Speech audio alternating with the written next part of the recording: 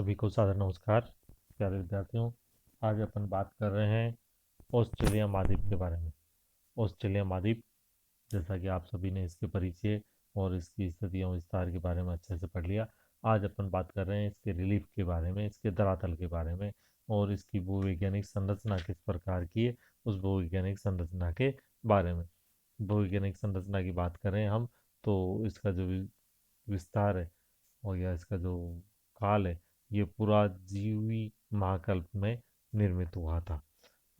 विशेष रूप से इसकी ध्यान देने की बात है वो है यहाँ का धरातल। धरातल के बारे में आप सभी जानते हो कि ऑस्ट्रेलिया महाद्वीप है। इस महाद्वीप के दक्षिण में एक द्वीप भी स्थित है जिसका नाम है न्यूजीलैंड। ये आप देख रहे हो, उसके दक्षिण में यहाँ पर न्यूजीलैंड स्थित है। अपन आज विशेष रूप से बात कर रहे हैं यहाँ ऑस्ट्रेलिया के बारे में। ऑस्ट्रेलिया को हम मुख्य रूप से चार भागों में विभाजित कर सकते हैं। पूर्वी उच्च भूमि, ये पूर्व है दिशा है, और पूर्व दिशा में आप देख रहे हैं खुद कि ये नाम लिखा हुआ है ग्रेट डिवाइडिंग रेंज, जो इसको क्या कर रही है, डिवाइड कर रही है।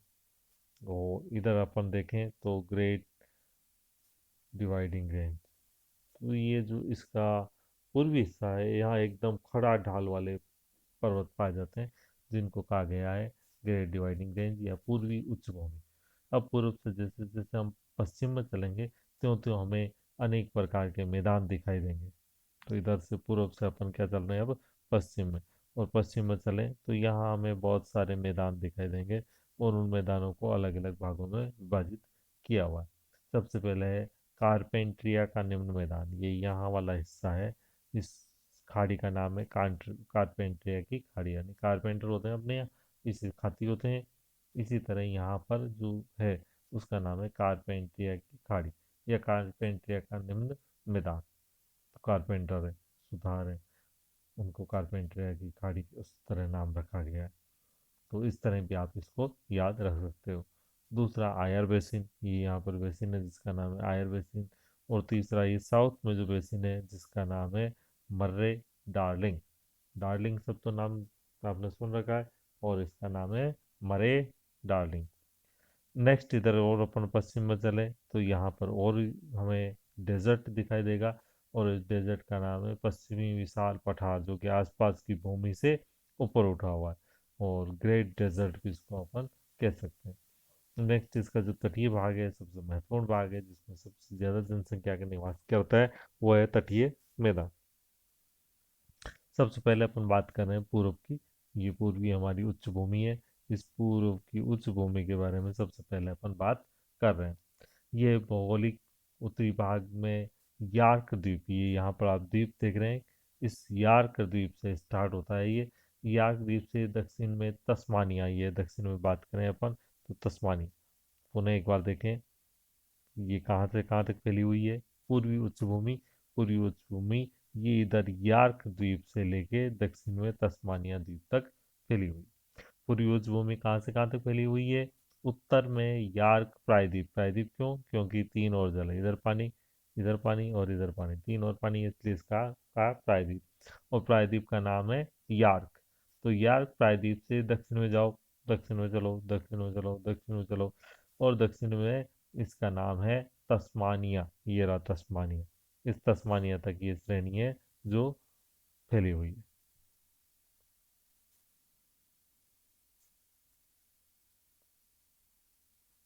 यहाँ मूल पर्वत वलित श्रेणी थे, लेकिन जैसे हमारी अरावली पर्वतमाला इसका लगातार अपक्षय होता जा रहा है, लगातार अपक्षय होता जा रहा है, ठीक इसी प्रकार यहाँ के पर्वतों का भी लगातार अपक्षय होता गया। और अपक्षय के कारण ये घिस पीट कर काफी पठारनुमा इसका हिस्सा हो गया, यानी ऊपर के जो नुकीले पहाड़ थे वो नुकीले पहाड़ धीरे धीरे धीरे धीरे घिसते गए, और नुकीले पहाड़ धीरे धीरे धीरे धीरे घिसते घिसते घिसते घिसको इसको जो इस तरह थी, बिल्कुल नुकीली इस तरह थी, उसको धीरे धीरे धीरे धीरे इस तरह के में बदल दिया, यानी इसका जो नुकीलापन था वो समाप्त हो गया। ये प्रदर्शन यहाँ वलित थी, किंतु अपक्षय और अपर्दन के फलस्वरूप इनका पठारनुमा ये हो गए। यह श्रेणी अपने नाम को सार्थक नहीं करती। यहाँ ढाल प्रशांत महासागर की ओर तीव्र और तटीय भागों की ओर मंद है। क्वींसलैंड में पर्वत समुद्र तट तक तट से अत्यधिक निकट तक फैले हुए हैं। क्वींसलैंड है, ये आप सभी जानते हो। इसकी जो राज्यों की बात करें हम, तो ये विक्टोरिया राज्य है, और ये यहाँ पर आपको जो राज्य नज़र आ रहा है इसका नाम है क्वींसलैंड। यानी हम वन मैप में, फिजिकल मैप में बात करें तो ये जो ग्रेट डिवाइडिंग रेंज आपको दिखाई दे रही है, इसके बारे में अपन बात कर रहे हैं। और इसके बारे में ये बात कर रहे हैं कि यहाँ पर ये जो श्रेणी है, ये समुद्र की ओर एकदम खड़ी है, और इधर की तरफ धीरे धीरे धीरे धीरे मंद होता गया है इसका ढाल। और ये जो सेल है, ये ग्रेनाइट सेलों के कारण बनी हुई है। और क्वींसलैंड में वेलियान्डो, फिट्जरॉय, डोसन नदियों का विस्तार है। इस भाग में एम्बर्टन, तुआम्बा इत्यादि के पठार भी मिलते हैं। ब्रिस्बेन के पास ब्रिस्बेन नदी बहती है। ब्रिस्बेन आप सभी जानते हैं। यदि इसमें आपको नज़र नहीं आ रहा है तो इसमें ब्रिस्बेन आसानी से नज़र आ जाएगा आपको। ये कैनबरा रहा और सिडनी रहा, और सिडनी के उत्तर में अपन देखें तो ये हमें नज़र आएगा ब्रिस्बेन, BRISBAN, ब्रिस्बेन, जो कि क्वींसलैंड राज्य में स्थित है। तो इस ब्रिस्बेन के पास में नदी बहती है जिसका नाम है ब्रिस्बेन नदी। इसके दक्षिण में हंटर और हॉक्सबरी नदियां प्रवाहित होती है। तो अपन ने तीन नदियों की बात करी। ब्रिस्बेन नगर के पास ब्रिस्बेन नदी, और ब्रिस्बेन नदी के पास में दो नदियों के नाम बारे में और जाना, हंटर और हॉक्सबरी। हंटर तो आप सभी जानते हो, हंटर नाम सुना हुआ है आप सभी ने। और एक और नदी है हॉक्सबरी, इत्यादि नदियां निकलती है। इन नदियों से इस पर्वत श्रेणी के कई अलग अलग टुकड़े हो गए, और इनको कहा गया है न्यू इंग्लैंड श्रेणी, ब्लू पर्वत श्रेणी, ऑस्ट्रेलियन आल्पस। आल्पस वैसे यूरोप महाद्वीप में, लेकिन यहाँ पर भी फैला हुआ है, जिसका नाम रखा गया है ऑस्ट्रेलियन आल्पस। आल्पस का नाम हमें ध्यान रखना है, क्योंकि जो न्यूजीलैंड पढ़ेंगे तब भी हमें इसका उल्लेख आएगा। तो ऑस्ट्रेलियन आल्पस, यहाँ का जो आल्पस है उसका नाम है ऑस्ट्रेलियन आल्पस।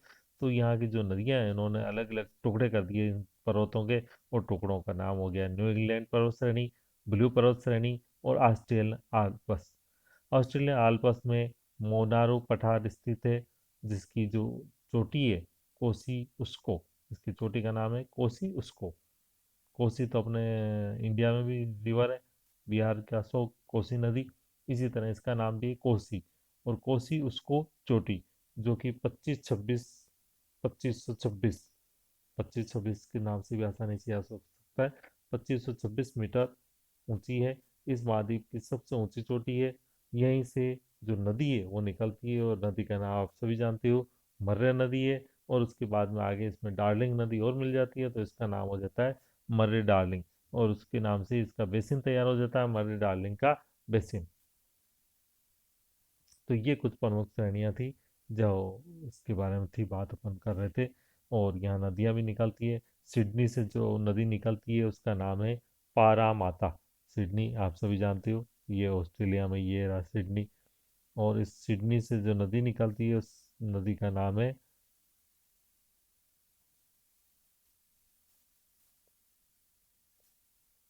ये सिडनी। और सिडनी से जो नदी निकलती है उसका नाम है पारा माता। पारा, बारा माता नहीं, पारा माता। तो याद रह जाएगा आपको ब्रिस्बेन नदी। और ब्रिस्बेन के बाद अपन ने बात की थी हंटर नदी, हॉक्सबरी नदी, और उसके बाद में अपन ने बात की थी मर्रे नदी, जो कि सबसे ऊंची पर्वत श्रेणी से निकलती है। और सबसे ऊंची पर्वत श्रेणी कौन सी है? कोसी उसको पर्वत श्रेणी है, जो कि 2526 मीटर ऊंची है। और इसके बाद में अपन ने बात की थी कि मर्रे नदी, जो कि सिडनी की, जो कि ऊंची पर्वत श्रेणी से निकलती है, कोसी उसको से। इसके बाद में सिडनी है, यहाँ पे भी नदी पाई जाती है जिसका नाम है पारामाता नदी, ब्रोकेन बे नदी। तो ये यहाँ की प्रमुख श्रेणियाँ थी। और इसके साथ में यहाँ की जो कुछ नदियाँ हैं उसके बारे में भी अपन बात की थी। इसके बाद में है मध्यवर्ती निम्न भूमि। मध्यवर्ती निम्न भूमि ये कारपेंट्रिया की खाड़ी से दक्षिण में एनकाउंटर तक फैली हुई है। ये यहाँ पर एनकाउंटर। और एक बात थोड़ा सा अपन देखें, ये यहाँ पर जो खाड़ी है इस खाड़ी का नाम है कारपेंटर खाड़ी। और इधर दक्षिण में अपन बात करें तो ये इसका नाम है एनकाउंटर की खाड़ी। इसका विस्तार पश्चिमी पठार तथा पूर्वी उच्च भूमि के मध्य है, यानी पूर्व में जो ग्रेट डिवाइडिंग रेंज थी उसके, और पश्चिम में मरुस्थल है हमारा महान, उस मरुस्थल के बीच में फैली हुई है। यहाँ कहीं भी 200 मीटर से अधिक ऊंची चोटी नहीं है। इसके जो भाग हैं उनको अपन चार भागों में विभाजित कर सकते हैं। सबसे पहले पार्ट है, इसका नाम है कारपेंट्रिया बेसिन। दूसरा जो पार्ट है उसका नाम है आयर बेसिन। तीसरा पार्ट है, इसका नाम है ऑस्ट्रेलिया की विभ्रंश घाटी, जो कि विवर्तनिक हलचलों के कारण बनी है। और चौथा आप सभी जानते हो, दो नदियां बहती है, मर्रे और डार्लिंग, इस कारण इसका नाम है मर्रे डार्लिंग का बेसिन। तो यहाँ के जो मध्यवर्ती पार्ट है, इस मध्यवर्ती पार्ट को अपन ने चार भागों में विभाजित कर दिया है। नेक्स्ट है पश्चिमी विशाल पठार, जिसको पश्चिम का महान मरुस्थल भी कहते हैं, ग्रेट सैंडी डेजर्ट भी कहा गया है इसको। ये यहाँ पर अपन देखें तो ये जो पहला पार्ट है, ये पूरा का पूरा पार्ट पश्चिमी विशाल पठार का भाग है, जो कि यहाँ के 54%, 54% एरिया पे फैला हुआ है। और इसका ढाल बहुत ही मंद ढाल है, और यहाँ मरुस्थलों के कारण उर्मिल बालुकाओं की भरमार पाई जाती है। और यहाँ का जो सबसे बड़ा हॉस्टल है, सबसे बड़ा पठा है, उसका नाम है गिब्सन। यहाँ सबसे बड़ा जो हॉस्टल है, सबसे बड़ा जो मरुस्थल है, इस मरुस्थल का नाम है गिब्सन। गिब्सन यहाँ का सबसे बड़ा विस्तृत मरुस्थल है। नेक्स्ट बात करें अपन, तो नेक्स्ट है यहाँ के तटीय मैदान, जो कि तटों के सारे सारे पाए जाते हैं, जहाँ जनसंख्या सबसे ज़्यादा निवास करती है। और यहाँ पर एक और ख़ास बात है कि यहाँ पर हमें एक डिवाइडिंग, समुद्र में डिवाइडिंग रेंज मिलती है, जिसका नाम है ग्रेट डिवाइडिंग रीफ, यानी समुद्री जो जीव होते हैं उनके द्वारा बनी हुई रीफ है। और इस रीफ का नाम है ग्रेट डिवाइडिंग रीफ। तो यह भी विशेष रूप से जानने की बात है। और इस ग्रेट डिवाइडिंग रीफ का जो विस्तार है वो 1 डिग्री दक्षिणी अक्षांश से 22 डिग्री दक्षिण अक्षांश तक समुद्र के तट के सारे सारे सारे सारे ये फैली हुई है।